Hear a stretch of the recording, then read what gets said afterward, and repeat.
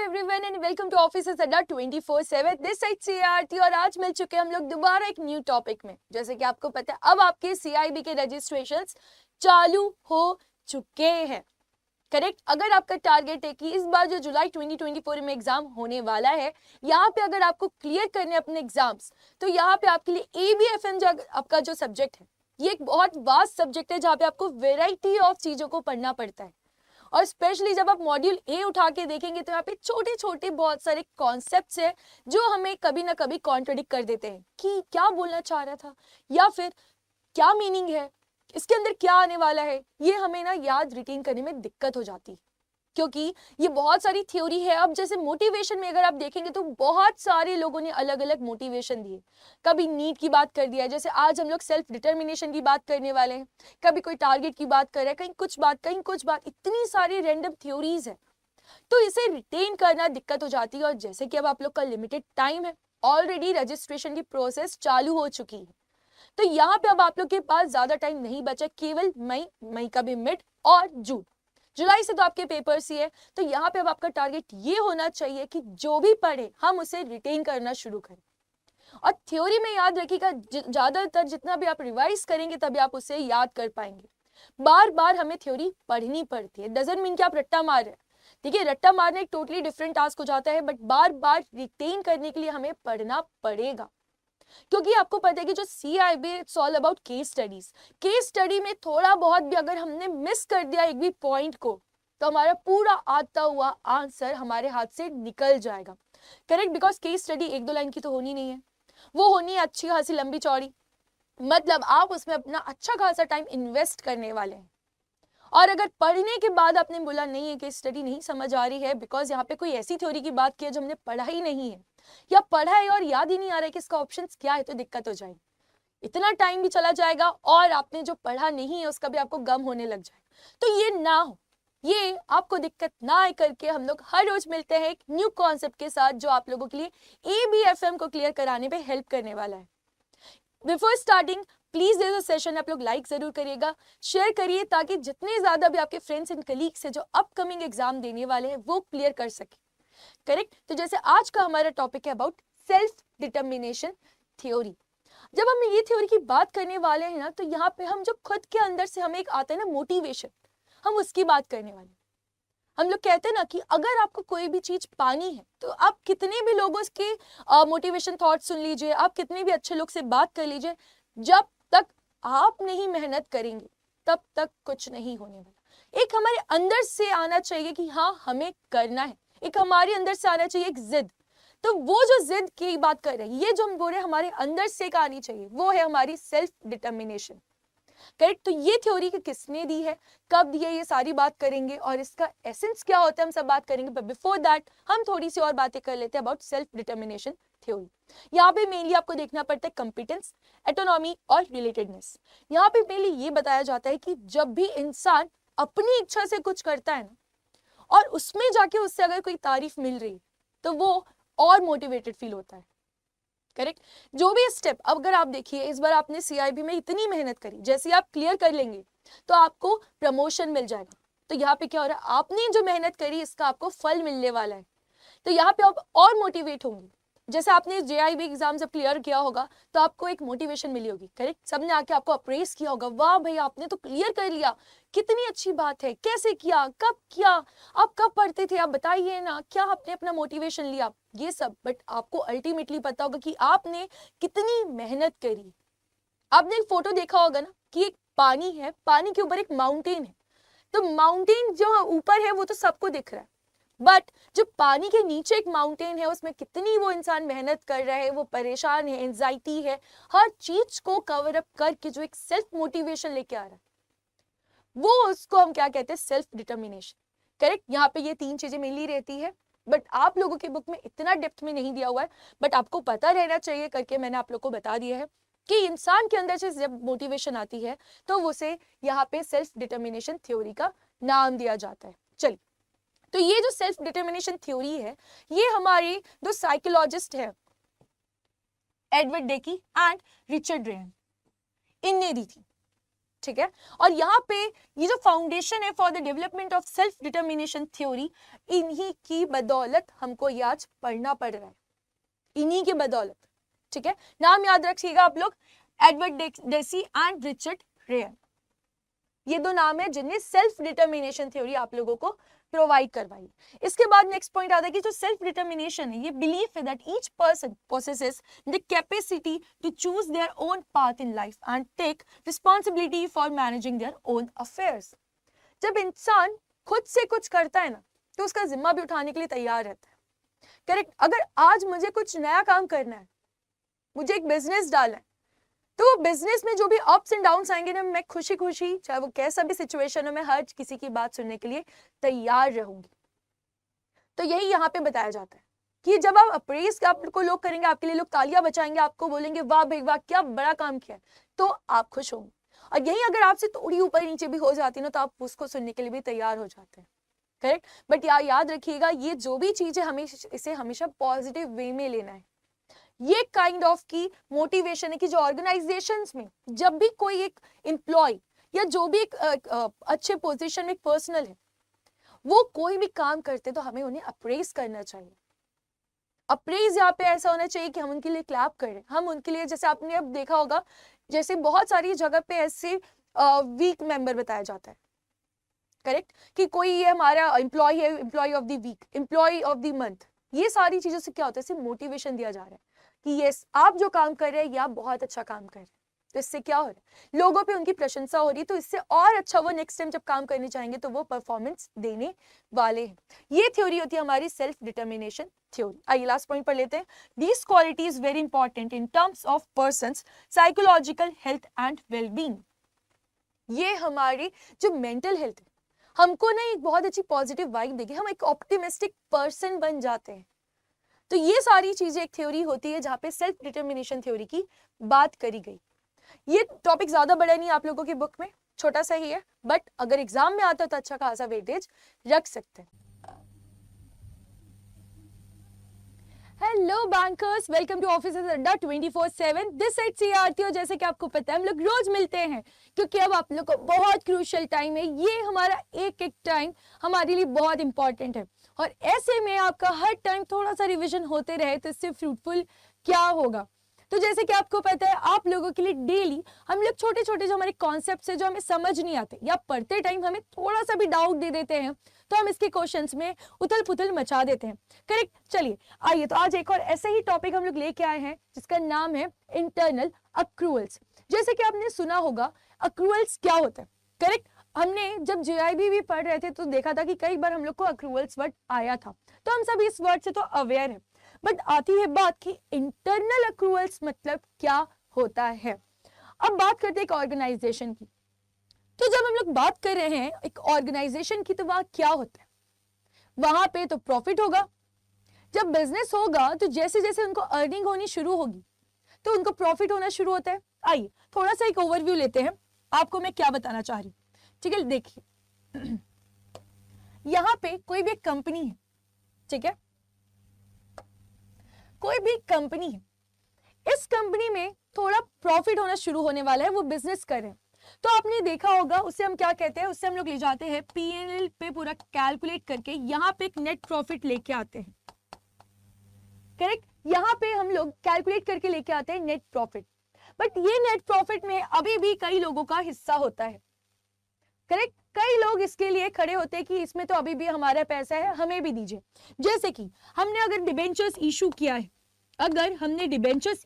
है, तो इस डिबेंचर्स में हमें इंटरेस्ट देना पड़ेगा। तो ये डिबेंचर्स वाले लोग आएंगे और बोलेंगे हमें भी पैसा दीजिए। तो ये नेट प्रॉफिट से हम सबसे पहले क्या माइनस कर देते हैं, इंटरेस्ट, करेक्ट।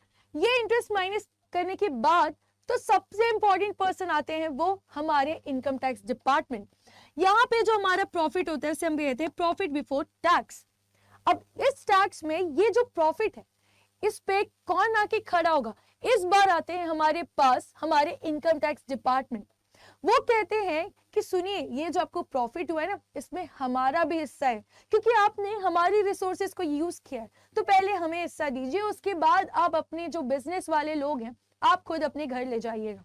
करेक्ट। तो इसमें हमें माइनस करना पड़ता है अबाउट टैक्स, जिसके बाद एक अमाउंट आता है जिसे हम लोग कहते हैं प्रॉफिट आफ्टर टैक्स।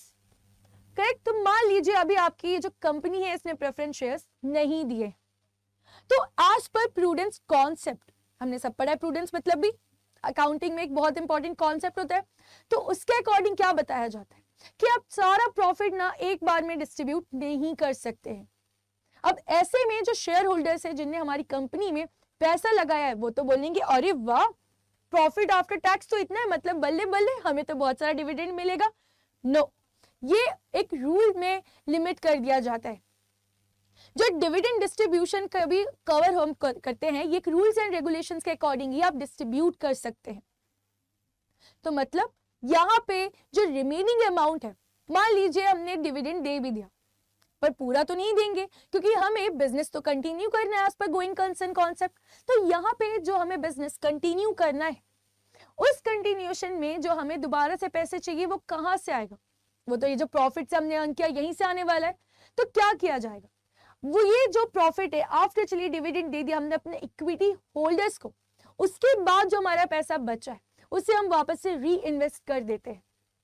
और यही जो पैसा वापस से बिजनेस ऑर्गेनाइजेशन में री इन्वेस्ट हो रहा है, इसे हम बोलते हैं इंटरनल अक्रूवल्स। जो हम लोग दोबारा से पैसे अपने बिजनेस में लगाने वाले उसे ही कहते हैं इंटरनल अक्रूवल्स। अब आपके माइंड में आएगा कि मैंने यहाँ पे प्रेफरेंस शेयर्स क्यों हटवा दिए? अरे उनको भी ले लेते हैं, उनने थोड़ी ना कोई गड़बड़ी करी है। यहाँ पे मान लीजिए प्रॉफिट आफ्टर टैक्स के बाद आपने बोला कि हमारे पास प्रेफरेंस शेयर्स थे जिनको हम डिविडेंड देते हैं, दे दीजिए, कोई दिक्कत नहीं है। आपने उनको भी दे दिया डिविडेंड, ठीक है। इसके बाद जो आपके पास प्रॉफिट बच रहा है, अब ये तो आप बोलेंगे ना कि ये शेयर होल्डर्स का है, ये तो कह सकते हैं ना कि हम ये शेयर होल्डर्स जो इक्विटी होल्डर्स है, specially I am talking about, जो स्पेशली हमारे इक्विटी होल्डर्स हैं, ये तो उनका पैसा है। करेक्ट, आप भी एग्री करेंगे क्योंकि अब बिल्कुल। तो ये जो अब अमाउंट हमारे पास दिख रहा है profit for equity share holders, तो यहाँ पे क्या होने वाला है? यहाँ पे पूरा का पूरा पैसा हम उन्हें डिविडेंड में नहीं देंगे, हम उन्हें पूरा का पूरा पैसा डिविडेंड पे नहीं देंगे। करेक्ट, पैसे को थोड़ा अपने पास रखेंगे जिसे हम कहते हैं रिटेन कर लिया है। ये पैसे को हम वापस से अपने बिजनेस में लगाएंगे और अपनी इनकम को बढ़ाएंगे। तो ये जो प्रॉफिट है इसे हम कहते हैं, जो हमने रिटेन कर लिया इसे हम कहते हैं internal accruals. I hope now आपको समझ आ गया होगा कि क्या बात करी है मैंने। चलिए तो आइए पढ़ना शुरू करते हैं। थोड़ी सी बातें कि इंटरनल अक्रूवल्स में क्या क्या चीजें इंक्लूड होती हैं। सबसे पहले आप देखेंगे पैट, प्रॉफिट आफ्टर टैक्स। अभी हमने बात कर दी इस चीज की, प्रॉफिट आफ्टर टैक्स दे दीजिए सबके पैसे, जो आपका पीएनएल से प्रॉफिट आया है दे दीजिए, अपने जो डिबेंचर्स वाले लोगों के पैसे हैं चुका दीजिए उनका इंटरेस्ट, दे दीजिए इनकम टैक्स डिपार्टमेंट को भी उनका टैक्स, उसके बाद अगर प्रेफरेंस शेयर्स भी है तो दे दीजिए उनका भी पैसा। और अगर आपको किसी को डिविडेंड देना है, शेयर होल्डर्स को अगर आप इस बार डिविडेंड देने वाले हैं तो पूरा तो नहीं देंगे क्योंकि वो रूल्स एंड गाइडलाइंस के खिलाफ हो जाएगा, तो वहां पे आप उनको भी दे दीजिए। उसके बाद जो आपके पास पैसे बच रहे हैं वो है हमारे इंटरनल अक्रूवल्स। करेक्ट, आइए दूसरा पढ़ते क्या होगा। यहाँ पे non cash profits charge to the profit and loss account in the form of reserves और प्रोविजंस। ये सबसे भी तो हमारे पैसे सेव हो रहे हैं, ये सबसे भी तो हमारा ये जो प्रॉफिट है वो बढ़ रहा है। करेक्ट, तो हमारे पैसे सेव हो रहे हैं क्योंकि टैक्स कम लगेगा, तो टैक्स कम लगेगा तो हमारे पास पैसे ज्यादा होने वाले। तो मान लीजिए डिविडेंड आपने उतना दिया ही नहीं तो पैसे तो बढ़ गए, तो ये जो पैसे बढ़ गए ये क्या है? ये भी हमारे इंटरनल अक्रूवल्स। आइए नेक्स्ट पॉइंट, जैसे depreciation charge to the profit and loss account. With the help of depreciation भी क्या होगा? हमें ज्यादा और मुनाफा होगा क्योंकि टैक्स कम लगने वाला है। अरे कैसे? देखिए पीएनएल में यहां पे आपका नेट प्रॉफिट जब आता है इसमें आपका डेप्रिसिएशन भी तो माइनस होता है। दो ये डेप्रिसिएशन कोई कैश ट्रांजैक्शन नहीं है, बट ये हमारे एक फाइनेंशियल ट्रांजैक्शन है जिसको करना जरूरी है। With the help of this transaction हमारा जो नेट प्रॉफिट है वो गिर जाएगा क्योंकि हम इसे तो एक्सपेंसेस दिखा रहे हैं। Correct, over the life of the asset हम इसे डिस्ट्रीब्यूट करें तो हमारा ये जो नेट प्रॉफिट है ये ऑफ कोर्स कम आएगा। अब नेट प्रॉफिट कम आया तो यहाँ पे टैक्स तो कम देना पड़ेगा ना, पर हमारे पास तो पैसे बच रहे हैं, तो ये जो पैसे बच रहे with the help of even depreciation इसे हम क्या बोलेंगे? Internal accruals. इन्हें हम कहते हैं इंटरनल अक्रूअल्स। तो ये सारी 3 चीजें होती है जो इंपॉर्टेंटली हमारे इसमें ऐड हो जाती हैं। एक और बात, इसका एडवांटेज सुन लीजिए कि यहाँ पे कोई यूज करने का रिस्ट्रिक्शन नहीं है, ठीक है। यहाँ पे कोई भी ऐसा sort of restrictions, rules and regulations बनाया नहीं गया। तो ये सारी बात होती है इंटरनल अक्रूवल्स की, जो कि बहुत इंपॉर्टेंट होता है। कई बार हम ये वर्ड को ना समझ ही नहीं पाते हैं। कई बार तो हम इसे इंटरेस्ट अक्रूवल्स पढ़ लेते हैं, तो हम लोग पीएनएल में अकाउंटिंग करने चले जाते हैं, तो हम उस वर्ड से इसे कंफ्यूज कर लेते हैं। तो रिमेंबर, इंटरनल अक्रूवल्स की मैंने बात करी है, इंटरेस्ट अक्रूवल्स की बात नहीं करी है। करेक्ट? चलिए, हेलो बैंकर्स, कैसे हैं आप लोग, and welcome to Officers Adda 24/7। This side से आरती, और जैसे कि आप लोग को पता है अब आपके एग्जाम्स में ज्यादा दिन नहीं बचे हैं। ऑलरेडी मई का एंडिंग आ चुका है, केवल और केवल हमारे पास बच जाता है जून। इस जून ही पे हमारा डिसाइड होगा फ्यूचर कि कैसे हम ये CIB को क्लियर करेंगे, या हमारी क्या मेहनत हम पे कमी लेके आ रही है। तो ये कोई कमी ना रह जाए करके आप लोगों के लिए हर दिन हम लोग एक छोटा सा सेशन लेके आते हैं, जहाँ पे हम लोग छोटे छोटे टॉपिक्स को रिवाइज करते हैं। और ये टॉपिक्स आप लोगों के लिए इसलिए हेल्पफुल होने वाले कि जब आप एग्जाम में जाएंगे, जब आप देखेंगे कि जो आपके क्वेश्चंस है वो केवल MCQs में नहीं, केस स्टडीज, अलग अलग मैचिंग द फॉलोइंग, ये सब पैटर्न में आपको दिखने वाले आपके एग्जाम्स में। तो वहां पे आप लोगों का जो बेस है वो इतना स्ट्रांग हो जाना चाहिए कि जैसे ही क्वेश्चन आने लग जाए आप लोग उसे इजीली सॉल्व कर सके। और उसके लिए हमें क्या चाहिए? Continuous revision. अब रिवीजन करने के लिए हमारे पास तो इतना टाइम हम गेयर नहीं कर पाते, तो आप लोगों के लिए छोटे कॉन्सेप्ट्स में हमने कई सारे वीडियोस बनाने शुरू कर दिए, ताकि आप जब ट्रैवल कर रहे हैं, जब आप कुछ नैप लेना चाह रहे हैं, या आपको पढ़ने का मन नहीं हो रहा है, तो बिफोर दैट या रात को सोने के पहले एक बार आप ये वाले वीडियोस देख के इनको हेल्प में ले सकते हैं कि कैसे ये चीजें, ये टॉपिक, थ्योरी जो हमको बहुत डिफिकल्ट लगती है याद रखने में, वो इजी होने लग जाएगा 2-3 बार जब आप इन्हें सुनना शुरू कर देंगे। आइए, तो आज एक और ऐसी थ्योरी के साथ हम लोग आ चुके हैं, जहां हम देखेंगे कि ऑर्गेनाइजेशन में आखिर मोटिवेशन को हम लोग कैसे और ला सकते हैं हमारी एम्प्लॉयज के लिए। ऐसे तो हमने कई सारी थ्योरीज को डिस्कस कर लिया है, बट आज एक और बहुत इंपॉर्टेंट थ्योरी आ रही है जिसका नाम रहेगा थ्योरी वाई एजम्पशन। देखिए, जब अब ये थ्योरी वाई एजम्पशन देख रहे हैं ना, तो इसकी थ्योरी एक और होती है, that is theory of x exemption. Correct? Theory of x exemption totally opposite है इसके वाई एजम्पशन से। आई, तो हम बात शुरू करेंगे, थोड़ा सा हम लोग ड्रॉ ले लेते हैं, थोड़ा सा ड्रॉ, कि कैसा थ्योरी ऑफ एक्स एग्जम्पशन चलता है। एक्स एग्जम्पशन बोलती है कि जो हमारे ऑर्गेनाइजेशन में एम्प्लॉयज है, जब तक आप उन पे निगरानी नहीं रखोगे, जब तक आप उन पे कंट्रोल नहीं रखोगे, जब तक आप उनके वर्किंग को डेली नोटिस नहीं करोगे, तब तक वो एम्प्लॉयज कुछ नहीं करने वाले। मतलब ये थ्योरी एक्स बहुत ज्यादा रिजिड है। करेक्ट? वो कहती है जो एम्प्लॉयज है उनको बताना पड़ेगा इसके बाद ये करो, उन्हें खुला मत छोड़ो कि जो मैंने वो कर लो ना, उन्हें 1 2 3 के बाद 4 आता है ये बताओ, उन्हें सिखाओ, और वो पूरा वॉच आउट करो कि क्या वो 4 मानते हैं कि नहीं मानते। एक कंट्रोल रखो, अदरवाइज वो एम्प्लॉयज बहुत लीनियंट हो जाएंगे, लेथर्जिक हो जाएंगे, और उनको कोई भी ऑब्जेक्टिव गोल्स उनके ऑर्गेनाइजेशन से लेने देने का कोई मतलब नहीं है।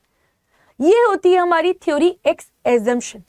इसकी ठीक उल्टी होती है हमारी थ्योरी वाई एजम्पशन। चलिए, अब बात करेंगे हम लोग वाई एजम्पशन की। अब जब हम बात करेंगे इसकी, तो जैसे मैंने आपको बोला अपोजिट, तो अगर एक्स बहुत रिजिड है, बहुत कंट्रोलफुल है, तो ये उतनी ही लीनियंट, सॉफ्ट है। क्यों? बिकॉज यहाँ पे एम्प्लॉयज को खुद से मौका दिया जाता है। एम्प्लॉयज को बोला जाता है कि अपनी क्रिएटिविटी लाइए, उन्हें पता है कि क्या ऑब्जेक्टिव से गोल्स है, ऑब्जेक्टिव गोल्स दोनों केसेस में पता है, बट यहाँ पे एक्स में बहुत कंट्रोल के साथ किया जा रहा है काम, बट वाई में हम उन्हें उनके हाल में छोड़ते हैं कि नहीं, आप अपना क्रिएटिविटी इंक्रीज करिए, आप सेल्फ मोटिवेट होना शुरू करिए। ठीक है? आपको क्या सही लगता है आप यूज करना शुरू करिए, क्योंकि जब एम्प्लॉयज को हम पूरी की पूरी रिस्पॉन्सिबिलिटी उन्हें दे देते हैं, जब हम एम्प्लॉयज को उनकी पूरी रिस्पॉन्सिबिलिटी उनके हाथ में देते हैं कि now you are responsible for this task, तो उन्हें लगता है यस, हम इतने कैपेबल है कि अच्छा हमें चूज किया गया है और हम इसे अब 100% देंगे। करेक्ट? बट वहीं अगर किसी ने उनको बोला नहीं ये करो, ऐसे नहीं ऐसे करो, तो उन्हें लगेगा अरे हम क्यों कुछ सोचें, उनको लगेगा कितना यहाँ पे प्रेशर दे रहे हैं। तो वैसे ही वो उनकी जो कैपेसिटी, उनकी जो थिंकिंग ऑफ वर्क, वो सब कम होने लग जाएगी और वो जल्दी से जल्दी ऐसी कंपनी से स्विच कर लेंगे। और वहीं अगर आप देखेंगे वाई एजम्पशन में, जहां पे उनकी थिंकिंग को बढ़ावा दिया जा रहा है कि यस आपको ऐसा करना चाहिए, ये आपका टास्क है, ये आप रिस्पॉन्सिबल है, अब आप इसे आप अपने तरीके से करिए कि how you will going to achieve this. तो ऐसे में क्या होगा, ऐसे में जो वहाँ के एम्प्लॉयज हैं वो और मोटिवेट फील करेंगे, सेल्फ मोटिवेट फील करेंगे, बिकॉज जैसे ही वो टास्क और गोल्स अचीव करने लगेंगे एप्रिसिएशन मिलेगा। तो यहाँ पे वाई थ्योरी में, वाई एजम्पशन में यही बताया जाता है। करेक्ट। आइए थोड़ा सा बात कर लेते जो हमने लिखा है यहाँ पे।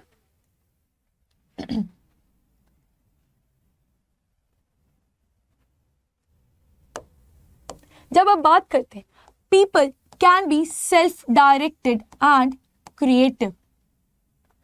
करेक्ट। यहाँ पे लोग जो है, जो एम्प्लॉयज है, वो सेल्फ डायरेक्टेड है और क्रिएटिव है। Self control on the part of people is useful for achieving organisational goal. यहाँ पे कोई लीडर कंट्रोल नहीं कर रहा है, सेल्फ कंट्रोल, सेल्फ क्रिएटिविटी निकाली जा रही है, खुद पे ऐसा रिस्पॉन्सिबिलिटी लिया जा रहा है, टास्क को ले लिया और फिर खुद का क्रिएटिविटी यूज किया जा रहा है। करेक्ट। जिससे people have capacity to exercise imaginations and creativity. इन्हें पता है कि इनके गोल्स एंड ऑब्जेक्टिव्स क्या है, बट ये अपने हिसाब से वर्क करेंगे। ऐसा भी नहीं कि पूरा ही अपने हिसाब से करेंगे ना, टाइमली रिपोर्टिंग करेंगे, टाइमली मैनेजमेंट को बताएंगे that we are doing this, हमारा पाथवे ऐसा होगा, हमारा ब्लूप्रिंट ऐसा होगा to achieve this goal and objective. बातें सब शेयर करी जाएगी, बट यहाँ पे जो इनकी लीडर है वो फोर्स नहीं करेंगे, वो कंट्रोल नहीं करेंगे। करेक्ट। वहीं पे अगर हम आगे बात करते हैं कि external control and threats of punishment alone do not bring out efforts towards organization objectives। जैसे कि आप देख रहे हैं यहाँ पे, ये फोटो में देखिए कैसे एक जो लीडर है, ये लीडर कैसे कंट्रोल करना चाह रहा है अपने से छोटे एम्प्लॉय को, एक्सटर्नल कंट्रोल कर रहा है, थ्रेट ऑफ पनिशमेंट दे रहे हैं। तो क्या ऐसी चीजों से कोई भी ऑर्गेनाइजेशनल गोल्स हम जल्दी से अचीव कर पाएंगे? नहीं, बिल्कुल नहीं कर पाएंगे। बिकॉज ये पर्सन जो हमारे यहाँ पे खड़ा है नेक्स्ट स्लाइड पे, ये अपने एफर्ट्स कितना ही देगा, क्योंकि कुछ भी करना चाहेगा अपने मन से सोचेगा नहीं इससे जल्दी अचीव होगा, तो वो वेस्ट है। बिकॉज उसकी वो इमेजिनेशंस की, वो क्रिएटिविटी की कोई केयर ही नहीं करी जा रही, कोई रिस्पेक्ट ही नहीं दी जा रही। तो ऐसे में केवल और केवल ऐसे टाइम पे बस ये हमारी जो लीडर है केवल उनको फॉलो किया जाएगा। बट वहीं जब ऐसी सिचुएशन से बाहर निकल के किसी एक एम्प्लॉय को एक बस बता दिया आपकी रिस्पॉन्सिबिलिटी ये है, आपका गोल ये है, तो how happily he is going to achieve that. अब वो 8 घंटे से 12-13 आवर्स भी ऑफिस में काम करने को तैयार होगा, because now he is using his creativity कि कैसे सेम चीज को वो जल्दी से जल्दी अचीव कर सकता है। तो ये होती है आप लोगों की थ्योरी वाई एग्जेम्पशन, और इसकी ठीक अपोजिट होती है थ्योरी एक्स एग्जेम्पशन, जो बहुत रिजिड होती है। अब आपके एग्जाम में अगर इसके बेस पे क्वेश्चन आ गया तो नाउ आई थिंक कि आप इसको आसानी से टैकल कर पाएंगे। याद रखिएगा 2 फोटो। करेक्ट। हैप्पीली अपने गोल को अचीव करते हुए, वहीं कोई उसको अगर कंट्रोल करना चाहेगा तो ऐसे टाइम पे ऑर्गेनाइजेशन के गोल्स पूरे के पूरे धरे के धरे रहने वाले हैं। चलिए, तो एक और बात आप लोग को बता दिया जाए कि जैसे कि अब आप लोग के एग्जाम्स अब ज्यादा दूर नहीं है, तो इस टाइम पे आप लोगों का बहुत इंपॉर्टेंट पॉइंट आ जाता है कि हमने अगर क्लासेस नहीं ज्वाइन करी तो क्या होगा। डोंट वरी, आप लोगों के लिए ऑलरेडी CIB महापैक आ चुका है, जहां पे आप लोगों को 500 hours of online class, live classes मिलने वाली है। उसी के साथ 187 टेस्ट सीरीज मिलेंगी उसी के साथ 258 ई बुक्स हैं, और वहीं पे आपको मिलने वाले हैं 1498 वीडियोस। इतना सब मटेरियल आपको हर बार न्यू उसमें नहीं एनरोल करना है, आपको एक जगह ही मिलने वाला है, that is your Mahapack 2.0 with double validity. याद रखिएगा यहाँ पे डबल वैलिडिटी मिल रही है, और जैसे कि अब आपके एग्जाम्स बहुत नियर बाय हैं तो आप लोगों के लिए 3 मंथ्स की वैलिडिटी भी आ चुकी है। ठीक है। इसी के साथ अगर अभी आपको दिख रहा है कि अरे ये तो अभी 66,500 है, डोंट वरी, इसमें आपको एक स्पेशल कोड भी दिया जाता है, दैट इज Y895 जैसे आप ये कोड यूज करेंगे, अप्लाई करेंगे, अब आपका अमाउंट होने वाला है 6500 से ये कब हो जाएगा 6000, जैसे कि आप ये देख पा रहे हैं, करेक्ट। अब आपका अमाउंट होने वाला है 6000, बट याद रखिएगा कोड Y895, तभी जाके आपको यहाँ पे ये मैक्सिमम डिस्काउंट मिलने वाला है, ठीक है। इतना तो अब बहुत नॉमिनल अमाउंट है, क्योंकि इसके बाद जो आपको इंक्रीमेंट मिलने वाला है वो तो इससे कई मल्टीप्लाई अमाउंट है। तो देर किस बात की, जल्दी से एनरोल कर लीजिए, बिकॉज क्लासेस चालू हो चुके हैं और हमारे फैकल्टी से आप एक बार पढ़ के देखिए, आपको हर चीज यहाँ पे वन स्पॉट वन सॉल्यूशन मिलने वाली विद द हेल्प ऑफ आपके ये महापैक 2.0 से। इसके बाद भी जो फ्यूचर में आपके क्रैश कोर्स आएंगे, रिवीजन बैचेस आएंगे एग्जाम्स के, जैसे नियर बाय पहुंचेंगे, तो वो सब भी आपको फ्री ऑफ कॉस्ट मिल जाएंगी यहीं पे। तो ऐसे बैचेस को आपको जल्दी से जल्दी एनरोल कर लेना चाहिए, ताकि आप लोगों को ज़्यादा वेट ना करना पड़े और पूरा का पूरा फोकस पढ़ाई में कर सकते हैं। चलिए, तो यहाँ का सेशन आज यहीं तक रखते हैं। Thank you all for watching. Please session को लाइक ज़रूर करिएगा, शेयर करिएगा और हमारे चैनल को सब्सक्राइब करिएगा, ताकि लेटेस्ट जो भी अपडेट आती है वो आप लोग तक तुरंत पहुँचती जाए। Thank you for watching.